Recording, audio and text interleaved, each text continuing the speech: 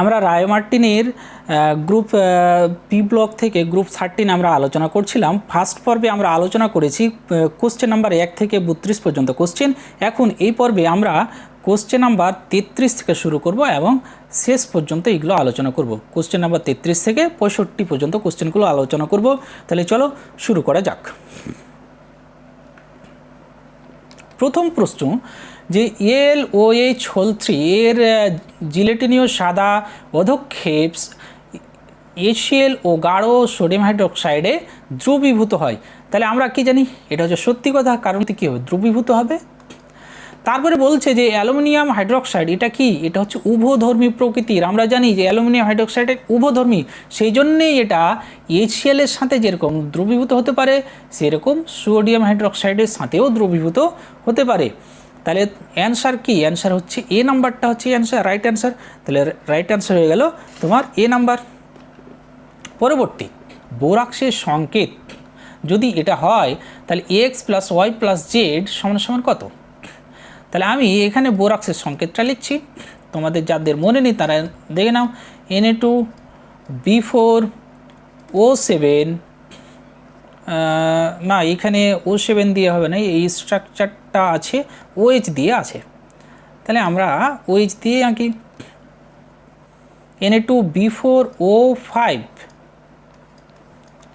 OH whole 4 আর এটা হচ্ছে 8H2O। তাহলে তুমি এখানে লক্ষ্য করো, এখানে এটা হচ্ছে X,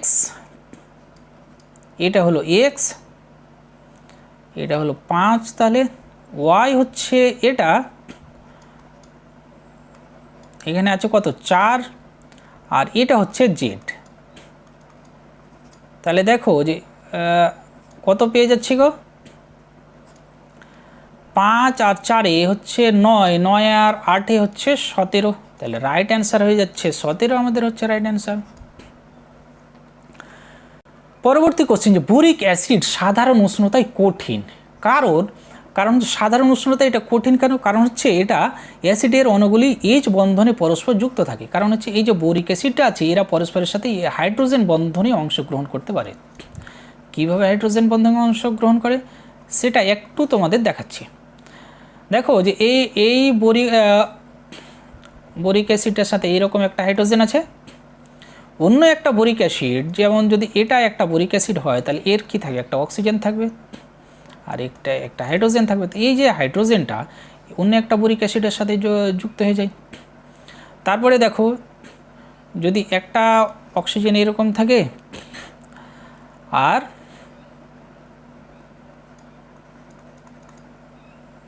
ধরো এটা একটা হাইড্রোজেন, এর হাইড্রোজেন হচ্ছে এটা, তাহলে এর সাথে এরকম বন্ধন করছে, তাহলে এরকমভাবে এরা কি করে হাইড্রোজেন বন্ধনে অংশগ্রহণ করে, আর সেই জন্য এটা হয় সাধারণ উষ্ণতাতেও এটা কঠিন একটা পাউডারের মতো দেখা যায় বোরিক অ্যাসিড। তারপরে দেখো যে বোরিক অ্যাসিড এবং পটাশিয়াম বাইফ্লোরাইডের জলীয় দ্রবণ দুটিকে মিশ্রিত করলে প্রাপ্ত দ্রবণের প্রকৃতি কীরকম হবে? তুমি যদি বোরিক অ্যাসিড, এই যে বোরিক অ্যাসিড আর সোডিয়াম বাইফ্লোরাইডকে যদি কি করো বিক্রিয়া করাও, তাহলে তুমি পেয়ে যাচ্ছ KOH পাবা। হ্যাঁ, আর KOH এটার প্রকৃতি কি, এটা প্রকৃতি হচ্ছে ক্ষারীয় প্রকৃতি। তাহলে রাইট অ্যান্সার কোনটা হয়েছে, রাইট অ্যান্সার হয়ে যাচ্ছে ক্ষারীয় প্রকৃতির। পরবর্তী যে ডাইবোরেনে বোরনের সংকরণটি কি? ডাইবোরেনে বোরনের সংকরণ হবে sp3। পরবর্তী, ক্ষারকীয় ঘর্ষক পদার্থ কোরান্ডামের রাসায়নিক সংকেত কোনটা? কোরান্ডামের রাসায়নিক সংকেত হচ্ছে Al2O3। পরবর্তী কোশ্চেন যে বিবৃতি, যে এই আমরা ফার্স্ট যখন আলোচনা করি তখন দেখেছিলাম ফার্স্ট পর্বে, প্রথম পর্বে আমরা এই কোশ্চেনটা পেয়েছিলাম যে BF3 কেন গঠিত হয় না, হ্যাঁ কোনটা গঠিত হয় না। তাহলে আমি দেখেছিলাম যে এটার আকার খুব ছোট, d অরবিটাল নেই, সেই জন্য গঠিত হয় না। তাহলে এটা হচ্ছে কি তৈরি করতে পারেন, এটা হচ্ছে রাইট অ্যান্সার। তাহলে তারপর বলছে বোরন আকার খুব ছোট, তাহলে এটাও হচ্ছে সঠিক। তাহলে সঠিক অ্যান্সার কী হয়ে যাচ্ছে, এ নাম্বার হচ্ছে সঠিক অ্যান্সার। পরবর্তী কোশ্চেন দেখো যে উচ্চ উষ্ণতায় ডাইবোরেনের অতিরিক্ত অ্যামোনিয়ার সঙ্গে উত্তপ্ত করলে কি হয়। ডাইবোরেনকে যদি অতিরিক্ত অ্যামোনিয়ার সাথে উত্তপ্ত করা হয় তাহলে আমরা সাধারণত বোরাজিন পাই। তাহলে কি পেয়ে যাবো, বোরাজিন পেয়ে যাবো।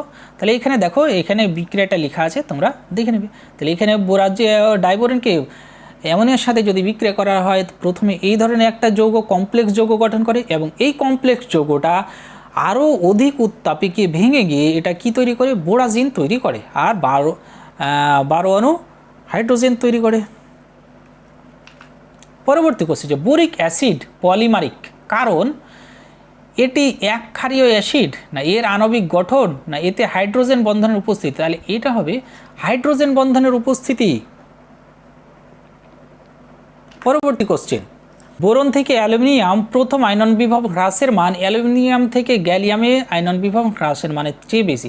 তাহলে আমরা দেখে থাকি এটা কি, এটা হচ্ছে সঠিক। এর কারণ হচ্ছে গ্যালিয়ামে যখন আসবো তখন দেখব যে ডি কক্ষ পুরোপুরি রূপে পূর্ণ থাকে। আর ডি কক্ষ পূর্ণ থাকার জন্যে এর কি হয়, ইলেকট্রনের ওপর আকর্ষণ বল, বহিস্থ কক্ষের ইলেকট্রনের উপর আকর্ষণ বল বৃদ্ধি পায় আর সেই জন্য এখানে আয়নন বিভবের মানও বৃদ্ধি পেয়ে যায়।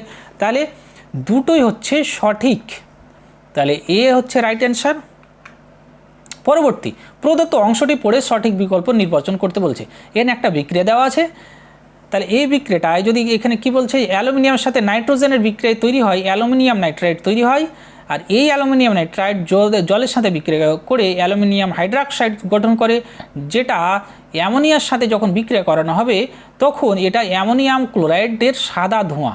হ্যাঁ, এই বিক্রিয়াটা যদি দেখো যে অ্যামোনিয়াম ক্লোরাইডের একটা সাদা ধোঁয়া বেরোবে। তাহলে এখানে রাইট অ্যান্সার কী হয়ে যাচ্ছে যে বিক্রিয়াটিতে সি এর বলছে, এই যে বিক্রিয়াটা C+D বিক্রিয়াটিতে সি এর সাদা ধোঁয়া অধক্ষেপ সোডিয়াম হাইড্রোক্সাইডের দ্রব্য এবং ডি গ্যাসটি HCl এর সঙ্গে বিক্রিয়া করে সাদা ধোঁয়া সৃষ্টি করে। তাহলে এ নাম্বারটা কি হবে, তাহলে এটা চেয়েছে, এতগুলো তো দরকারই ছিল না। তাহলে রাইট অ্যান্সার হয়ে যাচ্ছে কি বি নাম্বার।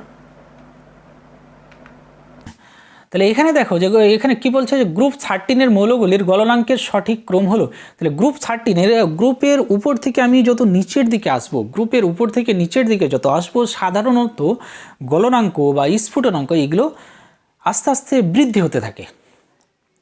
ঠিক আছে, তাহলে গ্রুপের উপর থেকে নিচের দিকে গলনাঙ্ক বা স্ফুটনাঙ্ক বৃদ্ধি পাবে। তাহলে এখানে একটু ব্যতিক্রম দেখা যায় এখানে। তাহলে রাইট অ্যান্সার হয়ে যাচ্ছে সি নাম্বার। এখানে বোরনের গলনাঙ্ক সব থেকে বেশি, তারপরে অ্যালুমিনিয়াম, তারপরে দেখো থ্যালিয়াম, এটা হচ্ছে ব্যতিক্রম, এটা চলে এসছে উপরে। তাহলে এটাকে শেষ হওয়ার থাকা উচিত। তাহলে রাইট অ্যান্সার হয়ে যাচ্ছে সি নাম্বার হয়ে যাচ্ছে রাইট অ্যান্সার। পরবর্তী কোশ্চিন যে NaLO2 দ্রবণকে অ্যামোনিয়াম ক্লোরাইডের সঙ্গে ফোটালে নিম্নের কোনটির সাদা অধক্ষেপ উৎপন্ন হয়। তাহলে এটাকে আমি যদি ফোটানো হয় তাহলে সাদা অধক্ষেপ কার তৈরি করবে, সি নাম্বার অ্যালুমিনিয়াম হাইড্রোক্সাইড। পরবর্তী কোশ্চেন দেখো যে এখানে কি বলছে, অ্যালুমিনিয়াম ক্লোরাইড ডাইমার হিসেবে বিদ্যমান থাকে কঠিন অবস্থায় বেনজিনের মতো ধ্রুবীয় দ্রাবকের দ্রবণে Al2Cl6 অবস্থান করে, জলে দ্রবীভূত হলে এটি যে অবস্থায় থাকে। তাহলে এই যে এটাকে যদি আমি জলে দ্রবীভূত করি অ্যালুমিনিয়াম ক্লোরাইডকে, আমি এটাকে যদি জলের সাথে রাখি তাহলে এটা জলের সাথে বিক্রিয়া করে গিয়ে যেটা তৈরি করে এটা AlH2O6 3+ 3Cl- এটা গঠন করে। তাহলে রাইট অ্যান্সার হয়ে যাচ্ছে আমাদের বি নাম্বার। পরবর্তী কোশ্চেন নিচের কোন মিশ্রণটি ফোমাইট মিশ্রণ রূপে পরিচিত। ফোমাইট মিশ্রণ কাকে বলা হয়, ফোমাইট মিশ্রণ বলা হয় অ্যালুমিনিয়াম সালফেটের সাথে সোডিয়াম বাইকার্বনেটের মিশ্রণকে বলা হয় ফোমাইট মিশ্রণ। পরবর্তী যে নিচের রেখাচিত্র অনুযায়ী 1-2 নং প্রশ্নের সঠিক উত্তরটি নির্বাচন করো। তাহলে বলছে সাদা কেলাসাকার পদার্থ যেটাকে হিট দিলে স্বচ্ছ বিট তৈরি হয়। স্বচ্ছ বিট তাহলে কি তৈরি হবে, স্বচ্ছ বিট হচ্ছে এটা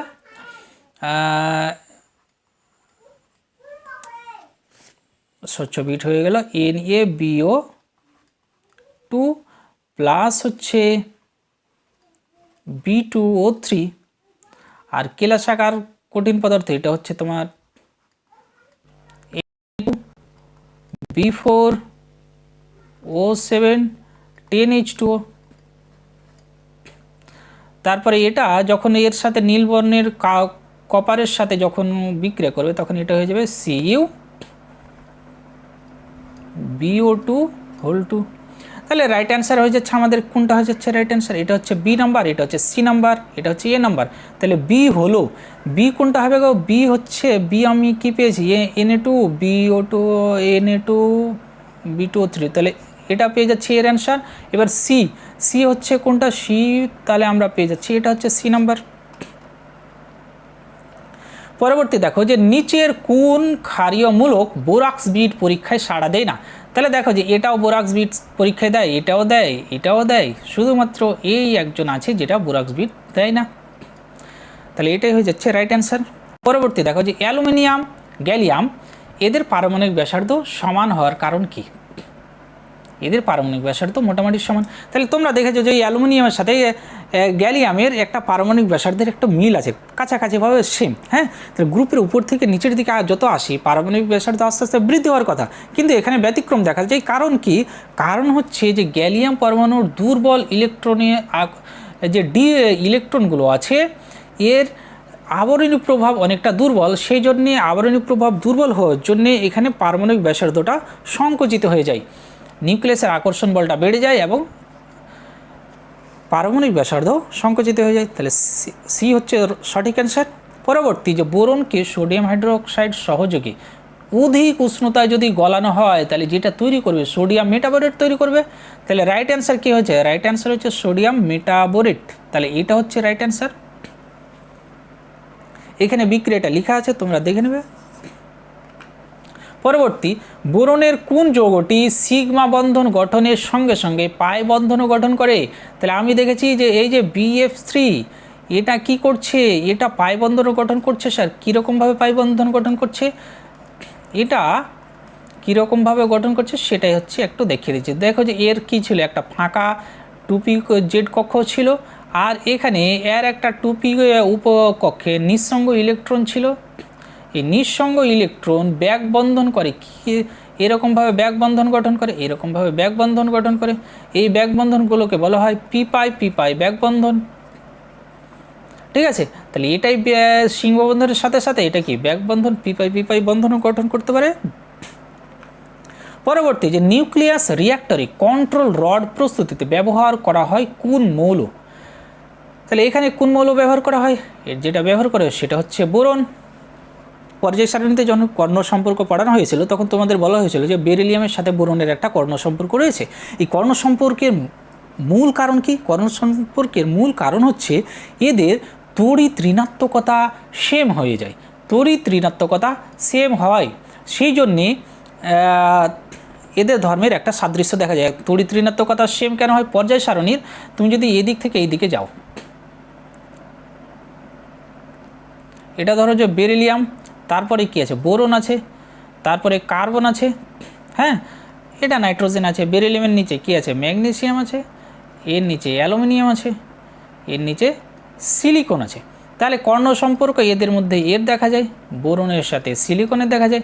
এখন গল্প হচ্ছে যে আমি এই দিক থেকে এই দিকে যত আসবো এখানে তড়িৎ ঋণাত্মকতা বা ইলেকট্রন নেগেটিভিটি কি হতে থাকে, হ্রাস পাই। আর না হ্রাস কেন, এইদিকে উল্টো লিখলাম, এইদিকে বৃদ্ধি পাবে, তড়িৎ ঋণাত্মকতা বৃদ্ধি পাবে। আর গ্রুপের এই দিক থেকে নিচের দিকে কী হবে, ইলেকট্রোনেগেটিভিটি বা তড়িৎ ঋণাত্মকতা এই দিককে বৃদ্ধি পাবে। এখন দেখো যে আমি এখান থেকে এই দিকে যখন আসছি, আমি বেরিলিয়াম থেকে বোরনে যখন আসছি তড়িৎ ঋণাত্মকতা কত বাড়ছে, ধরলাম যে 1 ইউনিট বাড়লো। আবার বেরিলিয়াম থেকে না বোরন থেকে যখন অ্যালুমিনিয়ামে আসবে কি হয়, 1 ইউনিট আবার মাইনাস হয়ে যায়। তার মানে বেরিলিয়াম থেকে বোরনে তড়িৎ ঋণাত্মকতা যতটা বৃদ্ধি পায় ঠিক ততটাই এক ধাপ নিচে নামলে ততটাই আবার কমে যায়। তার জন্যে অ্যালুমিনিয়াম এবং তার জন্য অ্যালুমিনিয়াম এবং বেরিলিয়ামের তড়িৎ ঋণাত্মকতা কী হয়, সেম হয়ে যায়। আর এই তড়িৎ ঋণাত্মকতা সেম হওয়ার জন্যে এদের মধ্যে একটা ধর্মের সাদৃশ্য দেখা যায়, যেই ধর্মটাকেই বলা হয় কর্ণ সম্পর্ক। ঠিক আছে, কর্ণ সম্পর্ক তাহলে বলা হয়ে গেল। পরবর্তী কোশ্চেন, যে থার্মাইট মিশ্রণে অ্যালুমিনিয়াম ধাতু ব্যবহার করার কারণ কি? থার্মাইট মিশ্রণে অ্যালুমিনিয়াম কেন ব্যবহার করা হয়? কারণ এটা উচ্চ উষ্ণতায় অক্সিজেনের প্রতি তীব্র আসক্তি দেখা যায়, মানে উচ্চ উষ্ণতায় অক্সিজেনের সাথে যুক্ত হতে থাকে, আর অক্সিজেনের সাথে যদি যুক্ত হয় তাহলে ওই যে ধাতুটা আছে সেই ধাতুটা খুব সহজেই গলে যাবে। ক্লিয়ার? উষ্ণতা অনেক বেশি হবে, ধাতুটা গলে যাবে, তাহলে এটা কি হয়, এটা রাইট অ্যান্সার হয়ে যাচ্ছে সি নাম্বার। পরবর্তী দেখো, গাঢ় HNO3 রাখার জন্য কোন ধাতুর পাত্র ব্যবহার করা হয়? তাহলে এখানে যেটা ব্যবহার করা হয় সেটা হচ্ছে অ্যালুমিনিয়ামের পাত্রই ব্যবহার করা হয়। বাকিগুলো কেন ব্যবহার করা হয় স্যার? বাকিগুলোর সাথে বিক্রিয়া করে যায়, অক্সিডেশন, রিডাকশন, এই ধরনের রিয়াকশন ঘটতে থাকে, জারণ বিজারণ বিক্রিয়া ঘটে যায়, বাকি এই যে অ্যালুমিনিয়ামের সাথে ওই রকম বিক্রিয়া ঘটে না, সেই জন্য ওইটা রাখা হয় না। পরবর্তী দেখো, বোরাক্সের রাসায়নিক নাম কি? দেখো, বোরাক্সের রাসায়নিক নাম, বোরাক্স বলতে একজনকে, বোরাক্স তো 3-4টা বোরাক্স আছে, কিন্তু ডাক নাম একজনেরই বোরাক্স, যেটার নাম কি, এটাকেই বলা হয় বোরাক্স। সাধারণত এটাকেই বোরাক্স বলে। Na2 B4O7 10H2O, এটাকেই বলা হয় বোরাক্স। তাহলে এটার নাম হচ্ছে সোডিয়াম টেট্রাবোরেট ডেকাহাইড্রেট। নামটা দেখো কত কঠিন নাম, ডেকাহাইড্রেট কেন ভাই? এই ডেকা মানে হচ্ছে এই যে দেখো কটা হাইড্রেট কটা আছে, জলের অণু কটা আছে, 10টা আছে, 10, ওই জন্য বলা হয় ডেকাহাইড্রেট। ঠিক আছে, পরবর্তী কোশ্চেন, স্তম্ভ মেলাতে বলছে +1 জারণ অবস্থা সব থেকে বেশি স্থায়ী কার? এটা হচ্ছে থ্যালিয়ামের। তাহলে এখানে হচ্ছে এটা হয়ে গেল তোমার বি নাম্বার। তারপরে বলছে অনার্দ্র অবস্থায় সমযোজী। আচ্ছা, সমযোজী এটা আমরা আগে এইগুলো দেখে নিই, তারপরে সমযোজিতে আসছি। ডাইমার রূপে অবস্থান করে। ডাইমার রূপে কী অবস্থান করে? এই যে BH3টা ডাইমার রূপে অবস্থান করে, কারণ এটা B2H6 আকারেই থাকে। এটা কিভাবে অবস্থান করে গো? আমরা BH3 তো দেখতে পাই না, আমরা যেটা দেখতে পাই যেটাকে বলা হয় B2H6, যাকে বলা হয় ডাইবোরিন। তাহলে এটা হয়ে যাচ্ছে তোমার এ নাম্বার। 4 নাম্বার দেখো, থার্মিট বিক্রিয়া করে, থার্মিট বিক্রিয়াকে অ্যালুমিনিয়াম ব্যবহার করা হয়। তাহলে অ্যালুমিনিয়াম আছে সি নাম্বারে, তাহলে এইটা হয়ে গেল তোমার ডি নাম্বার। তাহলে এবার দেখো বিডিএসি কোথায় আছে? বিডিএসি, তাহলে রাইট অ্যান্সার হচ্ছে এ নাম্বার। পরবর্তী বিবৃতি 1, বোরনের অতিশয় কাঠিন্য এটির উচ্চ ল্যাটিস শক্তি নির্দেশ করে। ঠিক। তারপরে বলছে শ্রেণীর অন্যান্য সদস্যদের তুলনায় বোরনের গলনাঙ্ক স্ফুটনাঙ্ক বেশি, তাহলে এটাও সঠিক। তাহলে বিবৃতি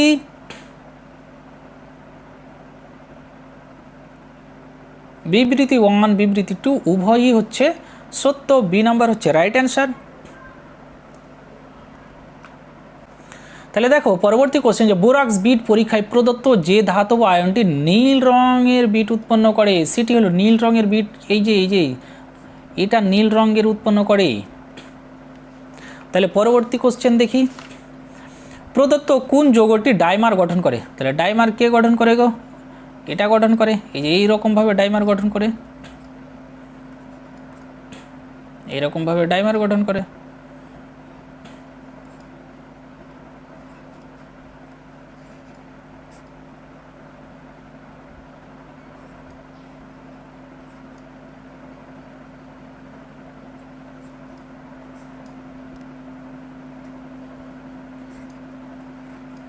এইরকমভাবে ডাইমার গঠন করে। এখন ডাইমার কে গঠন করে? এই যে দেখো এদের ওপর একটা কী থাকে, 3 জোড়া লোন পেয়ার থাকে, আর 3 জোড়া লোন পেয়ারের মধ্যে 1 জোড়া লোন পেয়ার একে দান করে দেয়, তো এটার সাথে এটা বন্ধন করে। এই ক্লোরিনটার মাথায়ও কী থাকে, প্রত্যেকটা ক্লোরিনেই এরকমভাবে 3 জোড়া করে লোন পেয়ার থাকে। এই লোন পেয়ারগুলো একে এরকমভাবে দান করে দিল, দিয়ে এরকমভাবে একটা ডাইমারও গঠন করে। এখন দেখো এটা ডাইমার যে গঠন করলো, এই বন্ধনটা কীরকম টাইপ বন্ধন? দেখো যে এই বন্ধনটা কীরকম টাইপ বন্ধন? এই বন্ধনটা হচ্ছে সেন্টার কটা, একটা দুটো সেন্টার জন্য হচ্ছে 2C, আর এখানে ইলেকট্রন শেয়ার কটা হয়েছে? 2টো ইলেকট্রন, তাহলে 2C 2E টাইপ বন্ধন। কিন্তু এই যে ব্রিজ বন্ধনটা, সেতু বন্ধনটা, হ্যাঁ, মানে এই যে এইটুকু যে বন্ধনটা আছে, এই বন্ধনটা কীরকম ধরনের বন্ধন? আমি বলতে চাইছি এই বন্ধনটা কীরকম ধরনের বন্ধন হবে, এই বন্ধনটা কীরকম ধরনের বন্ধন হবে? এই বন্ধনটা হবে, দেখো এখানে দুটো ইলেকট্রন আর এদিকে দুটো ইলেকট্রন, এই জায়গাতে দুটো ইলেকট্রন, তাহলে 4টা ইলেকট্রন শেয়ার হচ্ছে। তাহলে এখানে আর সেন্টার কটা? একটা, দুটো, 3টে সেন্টার, তাহলে এটা 3C4E টাইপ বন্ধন। ঠিক আছে, পরবর্তী কোশ্চেন এনে বলছে প্রদত্ত কোন যৌগটির মধ্যে 3C2E বন্ধন বর্তমান? তাহলে আমরা যেটাতে দেখতে পাই এটাতে দেখা যায় ডাইবোরেনে। তারপরে B2H6 এর জন্য সঠিক বিবৃতিটি নির্বাচন করো। এখানে কি বলছে? B2H6 এর সমতুল্য BH বন্ধনগুলি সমতুল্য না, সমতুল্য হয় না। কারণ কি, যে BHB যে বন্ধন, মানে এই যে ডাইবোরেনের স্ট্রাকচার, এটা হলো ডাইবোরেনের স্ট্রাকচার।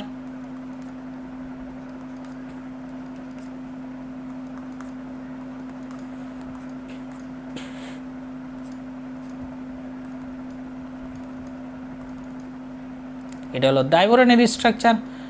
হ্যাঁ, তো এই বন্ধনটাকে বলা হয়, এই বন্ধনগুলোকে 3C2E বন্ধন, আর এই বন্ধনগুলোকে বলা হয় 2C2E টাইপ বন্ধন। তাহলে আলাদা আলাদা হয়ে গেল না? তা সবগুলো বন্ধন সমতুল্য নয়, এটা ভুল। তার বলছে B2H6 এর 4টি 3C2E বন্ধন আছে। B2H6 এর 3C2E বন্ধন কটা? একটা এখানে আর একটা এখানে, তাহলে দুটো বন্ধন আছে। তাহলে এটাও কি? এটাও ভুল। তারপর বলছে B2H6 একটি লুইস অ্যাসিড। হ্যাঁ, এটা লুইস অ্যাসিড হিসাবে আচরণ করতে পারে, কারণ কি এখানে ওই যে ফাঁকা পিকক ছিল, এখানে এটা লুইস অ্যাসিড হিসাবে আচরণ করতে পারে। তারপর BF3 এবং NaBH4 সোডিয়াম বোরোহাইড্রেট, হ্যাঁ, উভয়ের থেকে B2H6 প্রস্তুত করা যায়। তাহলে এটাও সঠিক। তারপরে B2H6 একটি সমতলীয় বন্ধন, সমতলীয় নয়, কারণ দেখো যে এই যে সেতু বন্ধনগুলো আছে BHB, এই যে সেতু বন্ধনগুলো, এইগুলোর প্লেন আর এইগুলোর প্লেন আলাদা প্লেনে থাকে, মানে এটা উপরে একটা নিচে, আর এটা থাকে প্লেনে, এটা আবার উপরে এটা নিচে, এরকমভাবে থাকে। তাহলে এটা সমতলীয় নয়। তাহলে রাইট অ্যান্সার কোনটা? 3 আর 4 হচ্ছে সঠিক। তাহলে রাইট অ্যান্সার আমি পেয়ে যাচ্ছি সি নাম্বার। পরবর্তী কোশ্চেন, যে বোরিক অ্যাসিড আম্লিক, এর কারণ কি? বোরিক অ্যাসিড আম্লিক, এই যে বোরিক অ্যাসিড, এই বোরিক অ্যাসিডটা হচ্ছে আম্লিক। এখন অ্যাসিড তো আম্লিক হবেই, কিন্তু এর গল্পটা কিন্তু অন্যরকম। গল্পটা কীরকম? এখানে দেখো এই যে হাইড্রোজেনগুলো আছে, এই হাইড্রোজেনগুলো কিন্তু বেরোয় না। এই হাইড্রোজেনগুলো প্রোটনিক হাইড্রোজেন নয়, মানে জলে যদি এটাকে যোগ করা হয় তাহলে এই হাইড্রোজেনগুলো বেরোয় না। তাহলে এটা কীভাবে অ্যাসিডিটি শো করে? এটা এইভাবে অ্যাসিডিটি শো করে। এখানে কী ছিল? বোরনের একটা ফাঁকা পিকক্ষ ছিল, এটা জলের লোন পেয়ার অণুকে কী করে? লোন পেয়ারকে গ্রহণ করে। এটা জলের লোন পেয়ারকে এইভাবে গ্রহণ করছে, দিয়ে অ্যাসিডিটি এখান থেকে তারপরে তখন H+ আয়ন ত্যাগ করে। হ্যাঁ, তার মানে OH- গ্রহণ করছে আর H+ ত্যাগ করছে। H2O থেকে OH গ্রহণ করলো আর H+ বের করে দিল। তাহলে সঠিক উত্তর কোনটা হচ্ছে? অন্যটি প্রতিস্থাপন আয়ন আছে, এটা নয়, এটি একটি প্রোটন ত্যাগ করে। এখন প্রোটন ত্যাগ করে, এটা তো নিজস্ব প্রোটন ত্যাগ করেছে না, জলের অণু প্রোটন ত্যাগ করে, তার মানে কি এটাও তাহলে হবে না। এই অণুটি জল থেকে OH- আয়ন গ্রহণের মাধ্যমে প্রোটন ত্যাগ করে, তাহলে এটা হচ্ছে রাইট অ্যান্সার।